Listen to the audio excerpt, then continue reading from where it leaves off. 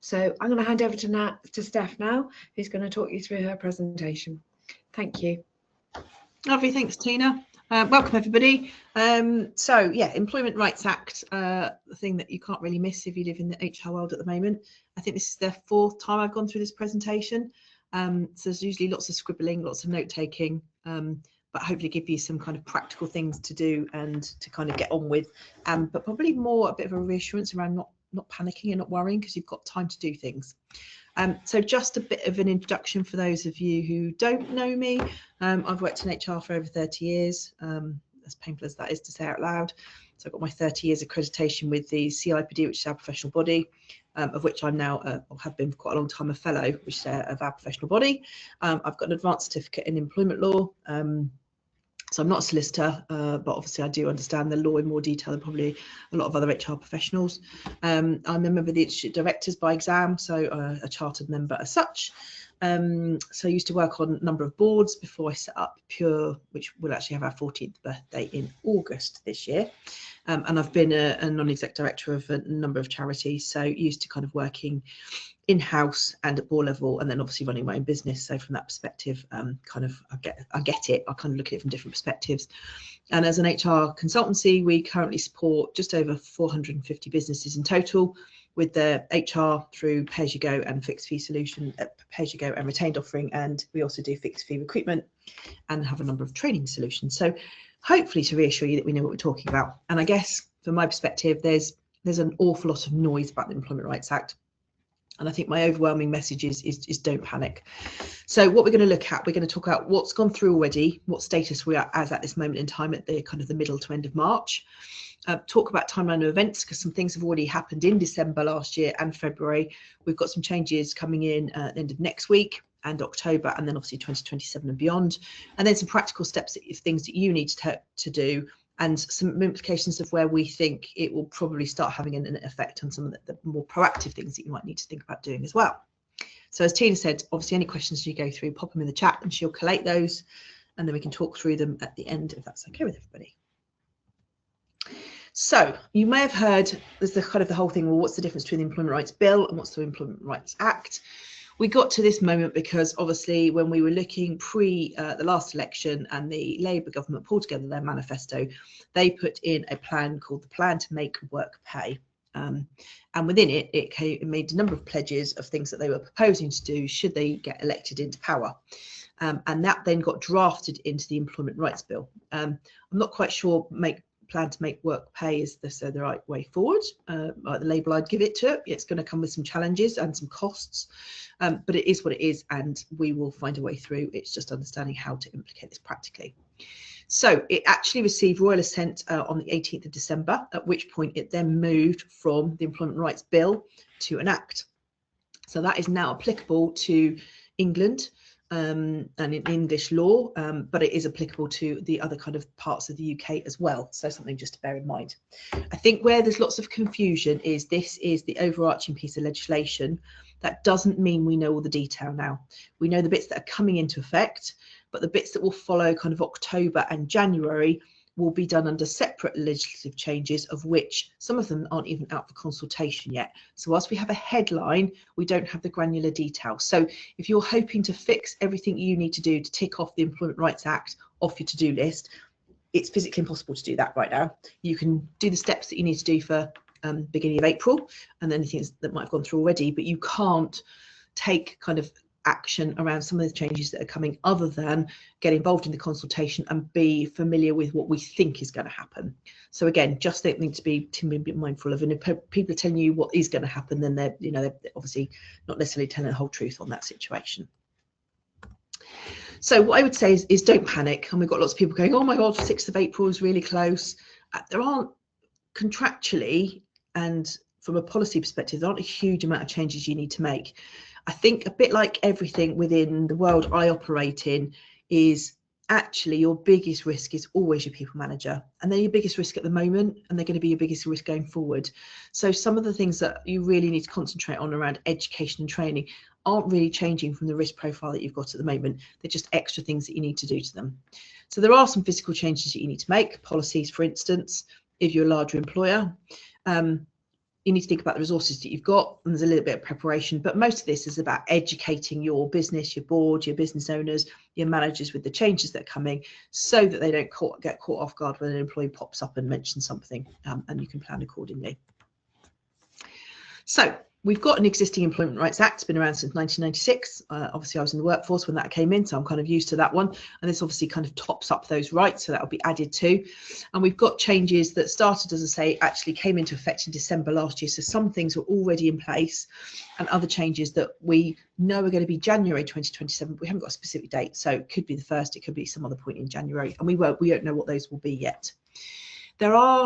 The main change here is that this is the headline bit is a main primary domestic legislative change. So unlike before, where we've had changes to things like unfair dismissal, where they got changed by the government, and then when we had change of government, they changed back again, that's not going to happen in this instance.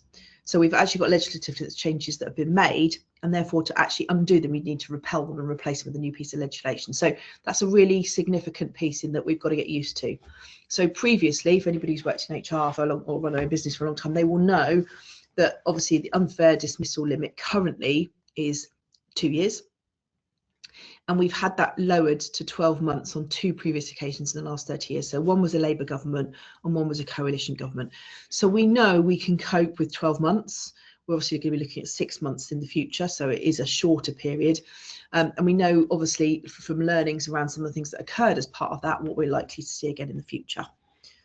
So where are we at? So what's already happened? We've already had some changes to minimum service levels for strikes, and changes that are occurring all the time. Just out of interest, Tina, I don't know if you can keep an eye on it. Have we got anybody that recognises a trade union for collective bargaining within the webinar?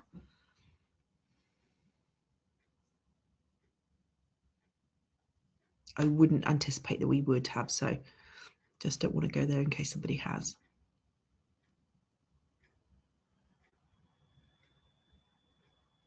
Sorry, no, it doesn't look like it. Okay, yeah, I wouldn't have anticipated it. It's not necessarily the sectors that are there, and if you are in that sector, you probably would know about it. What I would say is, going forward, I think there will be a much higher uptake in trade union activity. From my experience, I'm not seeing the trade unions have got their act together to do that, and I don't think we'll be back to 1979, but probably going into next year and the year after, we will see some more momentum building. So I'll cover that a bit later on. So we did have some changes that came in on the 18th of February. If nobody's recognising trade union, I can skip past this because it's not really applicable. So this was around increased dismissal protection for anybody who took industrial action, and a load of things around trade union activities, around notice being reduced, trade unions being able to simplify majority vote, so on, all those kind of things. So if you haven't got somebody that you recognise for collective bargaining purposes, then you can forget about all the changes that came in February. You don't need to worry about those now. In which case, the next thing on the horizon that's occurring is the 6th of April. So we're kind of about a week and a half away, aren't we? Maybe nearly 2 weeks. So what you need to bear in mind is we're getting our usual statutory pay changes that are occurring. If you need reference to them, they're all detailed on our website. So we've got changes to statutory maternity pay, statutory paternity pay, statutory sick pay, statutory shared parental weekly pay cap, which is for calculation for statutory redundancy pay and for tribunals, and we use it for calculating settlement agreements. And you've got your changes to your national minimum wage rates as well, but they obviously, bear in mind, they're effective from the 1st of April, not 6th of April. So we've got all those changes that are going through. Then we've also got some policy changes. Now, if you're an organisation probably between 1 and 10, our guidance is you probably only need what we would call mini handbook, which is your real die by the sword, your disciplinary, your grievance, your quality, diversity, your health and safety, your use of social media, bringing your own device to work, that kind of thing. So that's why we do a mini handbook for kind of employers up to between 1 and 10 employees. You don't need to, there's no requirement for you to publish your statutory policy. So things like maternity, paternity, absolutely none at all. But for ease, when you get to that 10 to 15 employees and above, we tend to recommend a full handbook, for which we obviously define and have details of your statutory policy, just because law of averages, you're going to get somebody who's pregnant every year, or you're going to get a father who wants to take some time off for paternity leave, or you might get somebody who's adopting. So by that point, you probably want a policy which just explains to employees so they're not going to come and knock on the door and ask you lots of questions. So if you have written out policies for your family-friendly stuff, then you are going to need to update those. So the changes that are occurring with effect from April, so literally around the corner, is a change to paternity leave, which is changing to a day one right. Now, at the moment, you accrue that after 6 months. But saying that, again, I don't think it's going to be a massive uptake. Well, there's very few people who take it now, because actually you still need, even though it's going to be a day one right, you still need to give notice of 15 weeks before the expected week of confinement. Well, unless somebody's got to give 4 months notice of their old job before they start you, they're not going to be giving you that notice to do this from day one, if that makes sense. So it's a kind of a bit of a token gesture from my perspective. There's no change to the eligibility to pay. So, you know, paternity is paid at the same rate as the lower rate of statutory maternity pay. You get a lot of people who don't take it because it's so lowly paid. Obviously, some employers top it up from an occupational perspective and sometimes pay in full pay.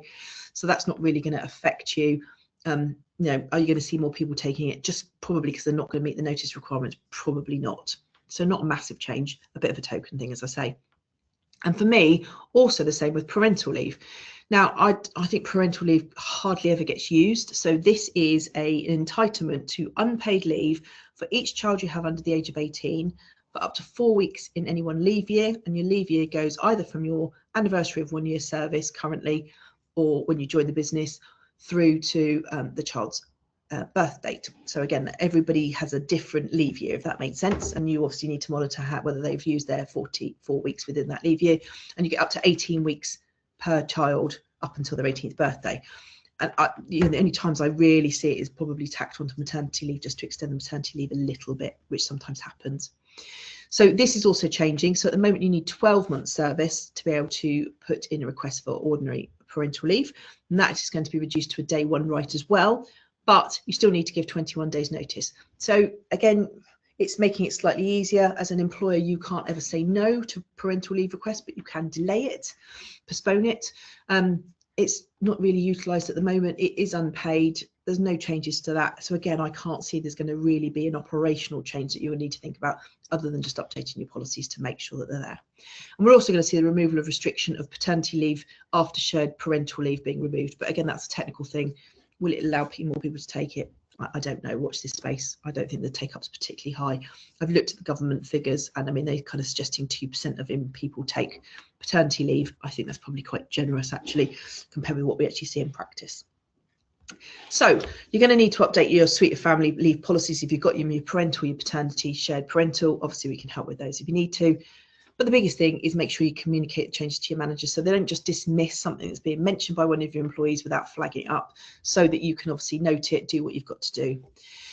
You might want to just check that you've got a neonatal care and a parental bereavement policy, because they obviously snuck in just over a year ago and most people won't have updated those. So again, if you need some help with those, let us know. The biggest thing is making sure that you have got records, or you've got a system in place to be able to cope with any records that you do have. You know, so because things like parental is really messy, and every person's leave year starts on a different day, and then, you know, somebody might have taken 2 weeks over in April and somebody might take 3 weeks in September, and they've all got different leave year. You want to be able to make sure that you've got a list of something within a system. So always say, make sure you've got a basic HR information system that you can record that information. And technically you're allowed to ask for that information when somebody moves employer in a reference. But again, I don't really see that from a practical perspective. Probably the biggest thing you need to think about is checking your payroll provisions. You know, is your payroll system sophisticated enough to deal with the changes? And obviously most of the payroll providers have been out there scurrying away, getting used to the changes that need to occur in April every year, but they've obviously now got to deal with the changes to statutory paternity pay and statutory maternity pay without restrictions, as well as statutory sick pay, which we'll come on to now. So this one in itself is not massive, but I can see it will have a commercial consequence on some industries. So statutory sick pay, as we normally have, we get the incremental increase in April, but this year we're seeing the removal of the waiting period, the 3-day waiting period. So statutory sick pay will now be payable from day one. Now, obviously that can be any week. It depends on what you work. A week could be different from one person compared to another. You've got part-time, you've got full-time. But typically, if somebody works 5 days a week, then obviously 3 working days notice. So if you're off sick on the Monday through to the Friday, you would only get statutory sick pay for the Thursday and Friday. So that's now going to change. You'll get that from day one. So the new rate will be £123.28, or 80% of the employee's average weekly earnings, whichever is lower. So you can already see you need a payroll system that's going to be able to calculate this automatically, because you're not going to want to be doing that manually. We're also seeing a removal of the lower earnings limit. So if you can imagine, if you were a lower paid person who either didn't trigger the lower earnings limit, you'd never have got statutory sick pay. And if that's now removed, it means you are going to get statutory sick pay, and also you may get it from day one. So whilst you're not going to get a huge amount of money, that's 123.25 divided by 5, which I can't do in my head, it does mean that you're going to get some money, whereas if you're off sick, you wouldn't have got anything before. So if you've got somebody who just thinks, you know, I'm not having a great day and I don't fancy going into work, whereas before, from a payroll perspective, they'd have gone, do you know what, I can't do without the pay, I'm going to work. Now they're going to get something. So I think what we might see, whilst this isn't a huge burdensome cost in itself, we do think we're going to start seeing sickness absence creep up, particularly in lower paid industries. So just one to watch for. We've got some tips and trips that you might want to think about. So I've heard some changes being suggested, but it's not the case. There are no changes to the self-certification elements. So you still self-cert on your first bits before you're required to provide a fit note, which is on day 7 onwards. So there's no changes to that at all. There's no change to link periods, nothing else. It is just purely the payable from day 1 and the removal of 3 working days and the 80% lower earnings threshold removal. So if you hear people saying, oh, you need a new sickness absence reporting procedure, you don't need to do anything. What I would suggest is you probably need a sickness absence trigger reporting procedure. So I'll talk about that in a moment. So generally speaking, in terms of all the things you need to do, you need to check your master employment contract to see if it refers to SSP on day 4. And if so, you need to change that so that it's reflective of things as they are now. If you're one of our master ones in the last few years, you won't need to make that change. You don't need, if you do need to change to your master, you won't need to send that to existing employees. There is nothing wrong with you communicating that you're, this change is there. It's likely to be in the news quite a lot from next week onwards, I would have thought. And again, the challenge there is that sometimes the message gets a bit diluted and isn't always accurate as it gets communicated out to Joe Boggs, the public.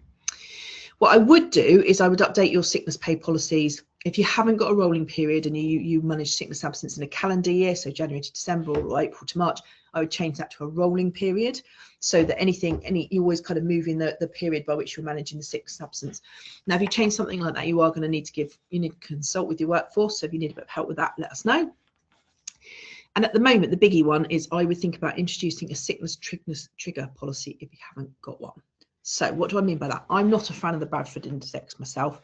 Legally, under the 5 fair reasons by which you can terminate somebody, one of them is misconduct and one is capability. I'm not going to cover the other 3 now. And ACAS requires you legally to, or the Employment Rights Act requires you to refer to a disciplinary procedure within your contract of employment. And if you're careful and sensible, you will actually put in your contract of employment that says, we have a disciplinary procedure, but it can be found over here in our staff handbook or wherever it is. So it's not in your contract, and then it doesn't become contractual. So whilst the disciplinary procedure ticks what you need to do legally minimum, we always advise having a disciplinary procedure and a capability procedure, because actually from a practical perspective, it allows managing things much more simplification. What I would say is we're now saying you need 3. You need a disciplinary procedure, you need a capability procedure, and you probably want a sickness absence trigger procedure. What that means is your sickness absence is still going to follow the equivalent of a first written, a final written and dismissal, but it's going to use different terminology and it's going to set a standard. So for me, I want to be able to sit down and review sickness absence when anybody has had more than 3 periods of absence in, say, a 6-month period, or any more than 4 periods of absence in a 12-month period, because I just want them to know that I'm keeping an eye on it. 1, from a health and safety perspective. 2, from the, am I doing everything I need to do, or is there a disability that may be causing sickness absence, or is the person unhappy, or are they generally kind of taking quite a lot because they think they can get away with it? So there's all sorts of reasons, and that's why return to work interviews are really useful, because it just highlights to the person that you're keeping an eye on the sickness absence. So I always, obviously go into this lot of detail when we talk about sickness absence, but this is my employment contract, and I'm employed to work Monday to Friday, 9 to 5, and I call in sick. Technically, in its very rawest sense, I've breached my employment contract, and that means I can then, as the employer, do something about it. Now, people are human beings. They get sick. It's the nature of the beast. But you can tolerate, and you can define what your level of reasonableness is around what you're prepared to tolerate from sickness absence. Now, obviously, That doesn't mean being really super strict, but it also means not being particularly loose. So, you know, it's around what those are. So, you know, obviously I gave my indication of 3 months and 6 months of what I would typically consider to be reasonable. But we come across organisations where sickness absence is significantly higher. I think, generally speaking, I think organisations can be much more robust around managing sickness absence, which, you know, could have a real kind of impact on their bottom line. I would think about, if you haven't got an HR information system, I'd go and get one now. Now's the good time to justify it, or making sure that what you've got is fit for purpose. You want it to be able to report on sickness. One, you want to be able to record sickness absence and to make it reportable so that you've got some KPIs. Again, I'd set myself a target as an organisation. Don't want any more than 2% of time lost to sickness absence. Obviously, the larger you get as an organisation, you might want to think about those kind of KPIs and things that you might want to do. But an HR system should make your life considerably easier from an admin perspective. Probably those of you who know us know that we're a Breathe partner, so we actually got Diamond accreditation with Breathe, and you know, it's we like it because it's the most cost-effective system for kind of, you know, small medium enterprises if you're looking for a basic introductory system for an information system. And it just means the employee can report their own sickness absence, also can the manager, and so can HR. So the one thing we tend to find is when you start managing sickness absence, your sickness absence actually goes, or looks like it goes up to start off with, because you realise that people don't always report on their sickness absence, and sometimes it sneaks across below the radar. And that's always, you know, part of the challenge is sickness absence literally it gets worse before you start managing it effectively. I would always think about using occupational health. We always get, it's surprising me, we get lots of resistance from clients who kind of think it's quite an out there kind of provision. But for me, it's part of your bread and butter toolkit. You should be using your occupational health on a regular basis. So for me, again, rule of thumb, if somebody's been off work for 4 weeks or more continuously, I probably want to refer them to occupational health. If they've been off with work-related stress for any more than 2 weeks, then I probably would do OC Health. If they come to me and say I've got a disability and I need to make some reasonable adjustments, OC Health. If they've kind of got repeated periods of absence and it's always the same reason, OC Health. As a £250 plus VAT, they're not expensive, and the service level agreements we've got with Adept are excellent. And certainly I wouldn't use, I can give you a list of people I wouldn't use from an occupational health consideration. And I'd always use occupational health rather than a GP, just because they understand the workplace. You're going to supply them potentially with a job description or some description of the job in some way, so that they consider, does the person have a disability? And if they do, what reasonable adjustments can they make to the role? And we get a lot of people kind of worried because the list of reasonable adjustments will come back and it might be 5 or 6 things. That doesn't mean you have to implement them. It just shows you have to have considered implementing them. And if there's a commercial reason as to why you can't implement them, just to note that down, so you've got that process that says, we can't do this because of X, Y, and Z. It's the important that you show you've considered it, not that you've implemented it. I've already mentioned payroll. Really important that you go away and check that you've got provisions in place for the changes that are occurring in April. Certainly the main one being statutory sick pay, that's going to be your most common one. And I mentioned return to work interviews. You know, they're part of your, again, your toolkit. Just sitting down with somebody when they've been off sick, regardless if it's just one day, you know, are you okay? Anything you need to do? This is what happened while you're away. And if they're a regular sickness, absenteeism person, then it just shows that they're kind of clocking on. Particularly if you've got an HR information system, you can go, oh, just checking it's okay, because this is the 4th time you've been off sick in the last 3 months. So you've kind of got that information that's available, and you can kind of make it more proportionate and relevant to them as an individual. So some other things you need to think about: collective redundancy protective award. So this is only going to apply where you need to make more than 20 people redundant in a rolling 90-day period. So I'm not sure who we've got on the call, but obviously that's going to limit, you know, a certain number of people. But if you need to make collective redundancy, we would always say come and talk to us anyway, because obviously you've got to go through a collective consultation as well as individual. There's just a punitive measure now. So we've got the maximum protective award for failure to consult collectively is doubling from 90 days pay to 180 days pay. So that's quite painful if you get it wrong. And obviously the headline stuff that you see in the press, you know, that's certainly going to happen more and more frequently. One to watch out for is this whistleblowing protection for sexual harassment. So at the moment, whistleblowing obviously covers certain things: theft, fraud, mispractice, that kind of thing. But now we're going to get sexual harassment added to that as a qualifying disclosure under whistleblowing law. So that means anybody who reports sexual harassment, that could be the recipient or a third party if they're in employment, will get protection from any form of detriment, including unfair dismissal for whistleblowing. So that means you wouldn't need 2 years service. I appreciate that bit's changing, but you know, it's just one thing to bear in mind from you know, less than 2 weeks time. If somebody then did report sexual harassment, they only had 6 months, and then they happened to be dismissed, they could try and bring a claim for unfair dismissal against you. So whistleblowing policy needs to be updated accordingly. So as always, as I mentioned, if you're doing large-scale collective redundancies, you need to get some advice to make sure you get that right. If redundancies go wrong, it's always on process. So come and let us help you if you need to do that. Look at your whistleblowing policy, introduce one if you don't have one. You might want to also check that you've got an employee assistance programme in place. So for us, they're the cheapest benefit that you can offer. You're looking at about £600 a year for up to about 40 employees. So that's where you have a 24/7 online portal, telephone line, where your employees can ring and get advice on any sort of thing, you know, everything from having a problem with the warranty on a washing machine through to party wall debate with neighbours, through to, you know, debt management. And they're really good benefits, because what they hopefully do, if they're used effectively, is they allow your employees to have a cushion of support that they then don't use your managers for. And should you ever get a stress personal injury claim, they're one of the best ways to kind of go, look, we've got this, we've got provisions in place, we're a good employer. So, you know, for £600 a year, for most small businesses, that's a pretty good resource that allows you to kind of protect yourself a little bit. And what you can do with some of these is you can then add on a whistleblowing reporting line. So certainly if you're financial services, something with a childcare, safeguarding environment, or care element, then I would think about adding those onto your provisions so that you've got that extra backup as well. But certainly you need to update your equality, diversity, inclusion training to make sure it includes sexual harassment descriptions around that kind of thing. And for me, you know, that's the one thing that's really important, to make sure you train your managers and your employees from day one on EDI stuff, so that you've kind of got those records should you ever need to mitigate your losses again in the future. So we keep going. You don't need to worry too much, I'm guessing, from based on the audience, around gender pay gap reporting and menopause action plans. There's lots of noise about this again. This will only apply to large employers. By large employers, we mean more than 250 employees. These will be voluntary from April 2026 and mandatory at some point during 2027, but again, only for those more than 250 employees. And I can't see that changing going forward. It's a bit like modern slavery statement also applies to this. It's the 250 cutoff.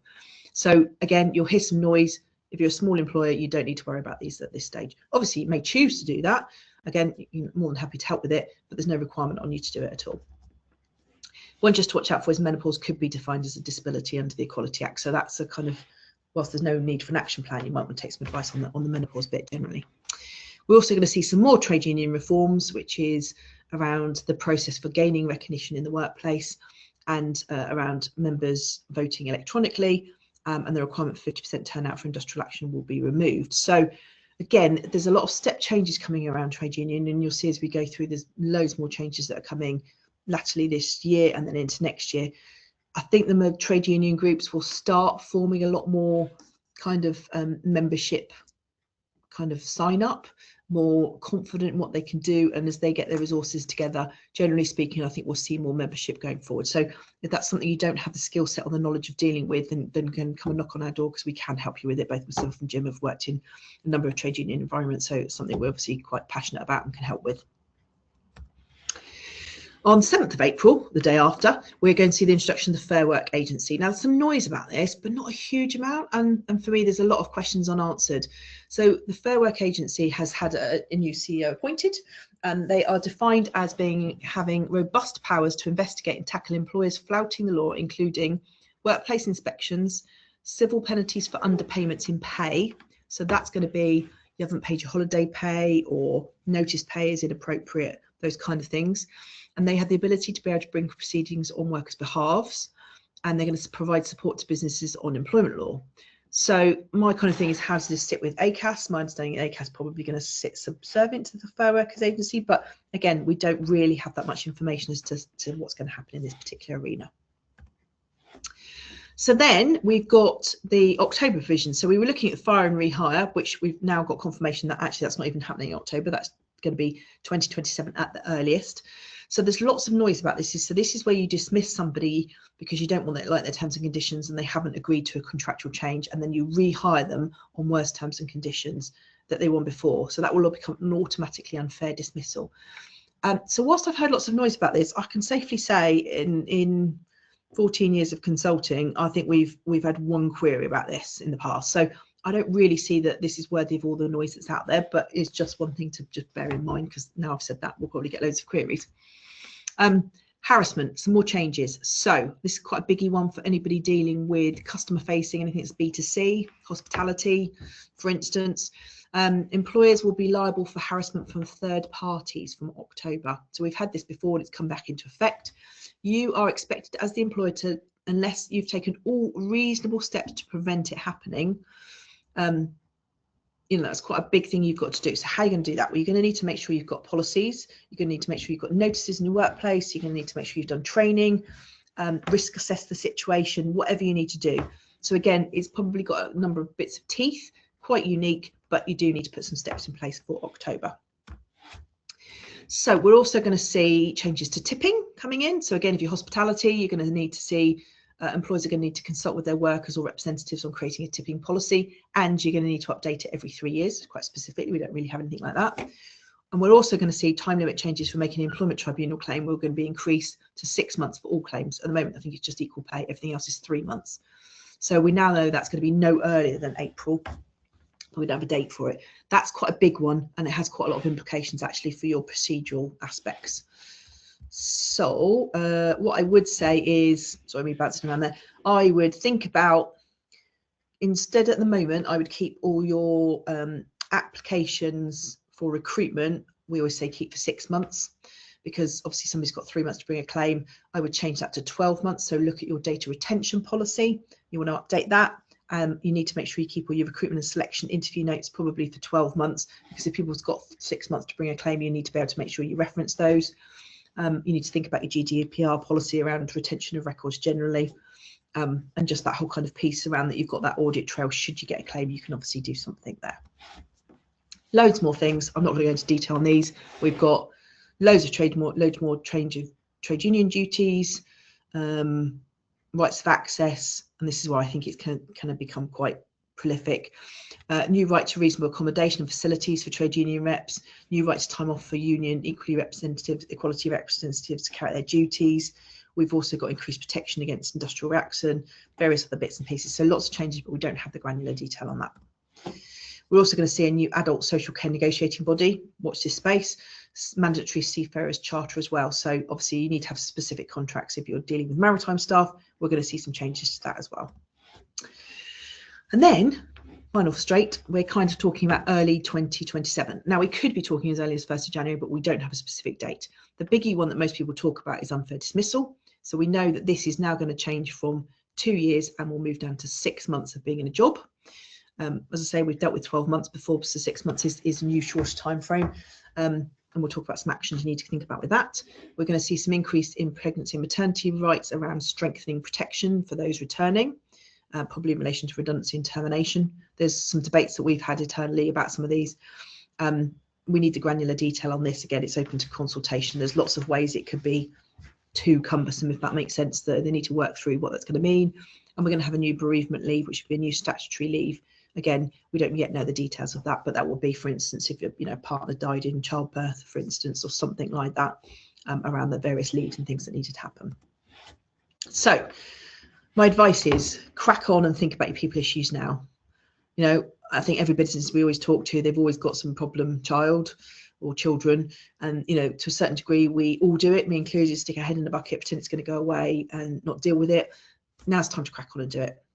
You've got some people who potentially could not necessarily be on your radar at the moment, but they will do because of the additional changes that are coming through. So deal with them. So thinking anybody who joins really from the 1st of July onwards, or end of June, is effectively going to be able to bring a claim for unfair dismissal to you from the 1st of January 2027 potentially. So you need to look at your recruitment process. The biggest challenge we find is people go, as people I can recruit, it's just having a chat. You need to think about your methodology. You need to think about your questions. You need to think about your selection criteria, how you're going to measure people and assess them. You need to try and get your recruitment as objective as possible so that you make the right decisions, because if you get the wrong person in, it's got far more implications than you have at the moment. So you need to think about your training your managers. Do training on interview skills. Most people don't have it, and yet actually from an equality and diversity and risk profile perspective, recruitment is one of your biggest, riskiest processes. So if you're going to spend money on it, do it on EDI and do it on recruitment. If you haven't already, I would change the probationary period from 6 months down to 3 months. No legal requirement to do so. It's just my advice, because if you've got 6 months window by which you can dismiss somebody, you need enough room that you can have a probationary period, and you've got room to extend it if there's a problem. If you keep it at 6 months, you know, if you miss that window because you don't have the probationary review meeting because the person's off sick, for instance, you could have gone past that 6 month window already. So lower it down to 3 months, and make sure you do interim reviews at, say, 1 month, 2 months, 3 months. Write some objectives, have an onboarding induction program so you can tick them off. So you've got that audit trail, so you don't suddenly get to 13 weeks and go, oh, I've got to sort out this person and decide they're not fit for the job and I've got to do something about it. And make sure you keep your records again. So make sure you've got an HR information system that does it. So for me, Breathe does a reminder. You can set up and say, remind me at 1 month, 2 months, 3 months. You know, tell me where there's outstanding reviews that haven't been done. All those sorts of things. Make your life easier from an administrative perspective. So other changes, 0 hours contracts. They're going to have the right to guaranteed working hours if they want them. Again, I have no idea how that's going to work. We've looked at it. 40% of our clients constructively use 0 hours contracts. I get people use and abuse them in the past, and still do, and we need some more regulation around them, but I'm not quite sure how that one's going to pan out, so watch this space on how that goes. We're going to see compensation for cancelled shifts. Again, I'm not quite sure how that's going to work, and that's in relation predominantly to 0 hours contracts. So, you know, somebody's scheduled to work and then the employer changes it, then there's going to be some compensation there. So again, how's that going to work? How's payroll going to cope with it? What records do you need to keep? Also seeing some more changes to flexible working. So that will mean that if you are an employer and you reject flexible working request, you've got to make sure that you can state what the genuine business reason is and explain why you believe that's not workable. So a little bit more in terms of process that we already have at the moment. I always say with flexible working, make sure you keep records, make sure you've got your invite to meeting, you have your meeting, you've got the right to be accompanied, you give them the right of appeal, all those good things that you should be doing. People tend to forget to do them because they kind of just have a chat with the employee. And obviously, if you're going to accept the flexible working request, that's great. You don't need to go through that process, but just one to watch for from a procedural perspective. We're going to see more harassment changes around the reasonable steps bit. Again, watch this space, and more changes around collective redundancy. So, you know, you see lots and lots of changes that we're kind of drip, drip, drip with some of this stuff, and it is very much watch this space. More trade union changes, and we're also going to see regulation of umbrella companies. So if you're in an industry which uses a lot of agency workers or subcontractors that use umbrellas, then again, that's going to be quite a big change for you, and we need to obviously watch what information comes in relation to that. So from our perspective of where we think this is going to go, there are some changes you need to make. They're not particularly cumbersome. I think, you know, there are some policy changes. Training is always really important and underrated to avoid some of these things. We do generally think there's going to be an increase in sickness levels across a lot of industries where there are lower paid staff. So if you're in care, if you're in nurseries, if you're in hospitality, and then people are going to be able to claim or get automatically statutory sick pay, for which they don't get at the moment. So by default, you're more likely to see more sickness absence, and therefore you need to be more proactive around managing your sickness absence. So that's going to become a bigger task. Certainly the last 3 to 6 months, we've seen a massive increase with employees using AI to bring grievances and claims against their employers. What we're finding is the grievances are really well structured, really well written, so probably needing a bit more of a robust response, which is hence why we're probably getting involved for some of our clients. But the downside is that then employees have got an expectation of what they think they're entitled to. So we've had 2 recent claims in the last few weeks whereby the grievance has gone in and the individuals quite openly said, I'm after, in this case, both of them asked for 50 and 55k. The problem is certainly the one I'm thinking of at 55k, the employees only employed on 34. There is no way that actually his compensation was ever be brought to that level, let alone you would settle at anywhere near that level. But the problem is they've got the information using AI. It has set an expectation with them, and now they're unwilling to budge. So whilst, you know, from a cost perspective, the employer could go to court and the employee could win, they're not going to get anywhere near that level of compensation. But the employer's got all the costs of using us, using a solicitor, time, effort, energy to then do the preparation to go to an employment tribunal. So that is obviously quite a worrying trend that we're starting to see. We are going to see more claims coming through. Just because people are going to have longer to do it. It's going to hit the news. Everybody knows somebody down the pub is an expert on employment law. How are you going to manage that? The existing system is already pretty much exhausted. We had loads of judges retire from the employment tribunal system in COVID. They've been continually recruiting to try and bring those up, and obviously we need to have more judges and more lay people available, but still only got the same level of resources in terms of facilities. So we do think that they're going to happen, and certainly in my kind of 30 years, we've gone from claims that were just the straightforward unfair dismissal to now multifactorial claims. So you might get an unfair dismissal combined with a working time and holiday pay and a national minimum wage and a discrimination of 2 or more protected characteristics, of which means that each tribunal claim requires a hearing which is longer, so just takes some more time and effort. I do think we're going to see more sexual harassment issues particularly increasing. Not that there will be more, but I think we'll see the implication of more of them because there's more things that you can kind of hook it on. And by default, I think we'll see more use of settlement agreements. I mean, I often say to our clients, we can do anything between 5 and 10 settlement agreements a month, typically for our clients. They get used very widespreadly, and I think the use of them will get even more frequently used.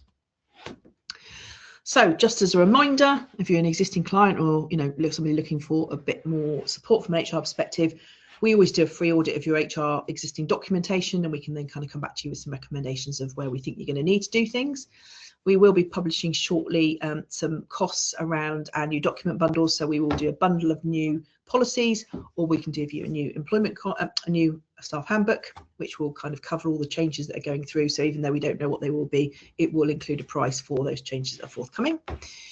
We will be doing 3 new training courses, which will be virtual rather than in person. So obviously, those of you who know us, we do a lot of in-person training, but we're going to be carrying out some online ones around effective probationary periods, managing sickness absence, and understanding sexual harassment. So they'll be available on the website, hopefully next week. If you haven't got an HR information system and you want something, Breathe HR is a really great integration for that. We're obviously a partner. You don't pay anything extra coming via us. If anything, you get the benefit and that we can help you set up the system and manage it with you. So if you want to have a chat with that, please do. We're also a partner with Improve, which is a learning management system. So effectively 120 training videos. So you can kind of tick the box from your compliance, and you can sign up, and then you set up what's called a playlist. So you've kind of got a checklist by which your new employees need to go through. You might have a separate one for managers, and then regular training. And you can set that via an API, so it pulls your training records back to Breathe. So you've got that audit trail to show that you've got everybody who did manual handling and training on how to use credit cards, EDI training, whatever it might be. You've got those records to show that you can substantiate what exactly you did. So Tina, have we got any questions?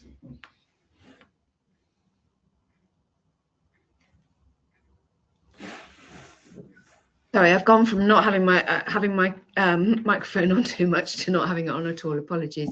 So yes, I have got some questions here, Steph, if you can bear with me 1 second. First one is, if there was only one thing that you recommend we do, what would it be? For me, and I think this is unchanged, it's doing your equality, diversity and inclusion training. And there's so much risk. What's challenging with discrimination claims is we have something called the burden of proof is switched. So I don't know if you're going to criminal court, you're innocent until proven guilty. An employment tribunal system is a separate civil court, has its own judges in employment only, even though it's civil. And with discrimination claims, the burden of proof is switched. The easiest way to describe that is it's assumed that the discrimination occurred and you need to prove it didn't, i.e. you're guilty and you need to prove that you're not. That's really difficult to do. So what you do in those cases, and bear in mind this, you don't need 2 years service for this could be for recruitment. What you do is you mitigate your losses instead. So you go, here's my equality and diversity policy, here's my training records, here's my content, here's evidence of where we've taken matters seriously. So and we can't put sticking plasters on that. I can't suddenly miraculously make up a training record from 18 months ago to show that you did your whole workforce. So regular training on EDI, absolutely. Thank you. With the change in fire and rehire, does that apply to fixed term contracts? We don't have the details at the moment. Watch the space. That would be one I'd have to check and keep on top on it as we have through. I don't think so. There might be a little caveat in terms of the principles of minimum terms by which you need to do them. I don't think it's so much going to be the firing aspect. It's engaging on lower, worse terms that will be the aspect that's addressed. Thanks. Recruitment documents retention. How does this apply when we use the professional recruiter? So you need to check your terms that you're using for a recruitment agency. So one to watch, I'd go through some meticulous detail. You can't pass over the liability to do right to work checks, for instance. You're still responsible for those. Any discrimination claim could be brought against both of you, so you wanted to see what their stance is on that. If you're doing your own recruitment, you definitely want an applicant privacy policy, but you want to make sure that the agency, if you're using one, has an applicant privacy policy. How do they deal with applicant details? How do they store them? Is it GDPR compliant? What checks and balances you're going to do? All those kind of things. But you're still liable for the bit of recruitment you do yourself. You can't pass that liability on to a third party. Okay, thank you. OTC, would you recommend them for accommodations for neurodivergent employees? Occupational health? Yes. Yes, absolutely. So the challenge you have with, so from a equality and diversity perspective, I'll take a step back. You've got 9 protected characteristics under the Equality Act, of which disability is one of them. The definition of a disability in this context is a mental or physical impairment that has lasted or likely to last for 12 months or more and has more than trivial impact on your day-to-day living. So neurodiversity, autism, ADHD, dyscalculia, dyspraxia, yeah, all fit under this. You don't need an official diagnosis to consider yourself to have a disability. If you've kind of got somebody in that arena, of which obviously we're seeing more people coming forward, then if there are problems with performance and other issues and you're not sure about reasonable adjustments, or you've got an employee going, I need all these reasonable adjustments, and you're not sure about them, or you just want to do the right thing by somebody, yes, I would do a knock health referral, and they can come up with, again, they'll come back with a list of suggested reasonable adjustments. You need to show that you've considered those. You don't necessarily need to what's the word I'm looking for? Actually put them into practice. Okay, thank you. With regards to Breathe, we have 3 employees and we all communicate regularly. Is there still a need to have something like Breathe? It's a personal preference. The advantage with Breathe is it works on incremental steps based on your size. So we just had a price increase, and off the top of my head, I think it's £24 a month plus VAT for up to 10 employees. So that wouldn't change if you then went to employee 4, 5 and 6. There's lots of nice things. It's a nice way to record holiday and sickness absence, so the employee can use an app, or you can do it as an essential thing. It draws an org chart. It does your records. You can store your contracts employment in there, and it's got a signature tracking system. So it means it's all GDPR compliant. You don't have to worry about them being stored elsewhere. You can also use the read receipt function. So I would put my policies in there and I send them out to all my employees saying, can you confirm you've received, read and understood? So you've got an audit trail for those.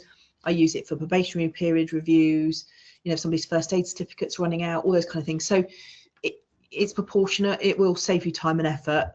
3, it's a question. 5, definitely. It's up to you. It's just personal preference. Brilliant. I think that is it for the time being. I don't see any other questions coming through. So just remains for me to say that we will be sending out a copy of this webinar recording and also the presentation in the next few days. So you should have that at the very latest by early next week.